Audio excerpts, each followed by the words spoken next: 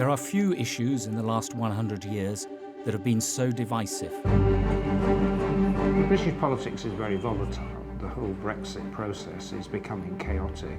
Voting leave gave a hope, a certain power to a great many.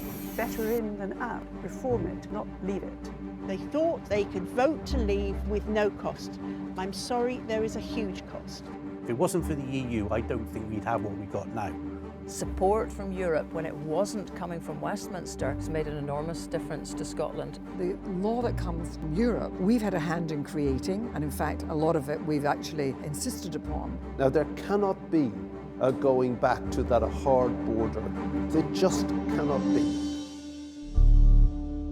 The Article 50 process is now underway. The United Kingdom is leaving the European Union.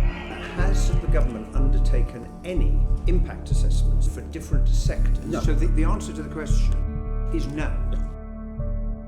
It was made quite clear that this was a consultative referendum, and yet the Brexit group in government have treated it as mandating. Of course it can be stopped. The referendum was an advisory vote. The youth must mobilise and make their voice heard. Across the nation we'll see that young people have really played a big role. 16-year-olds, they're old enough to pay tax, they're old enough to join up for the army, and I think that they should have the right to vote on their future. We refuse to be silent. We will stand up for our rights.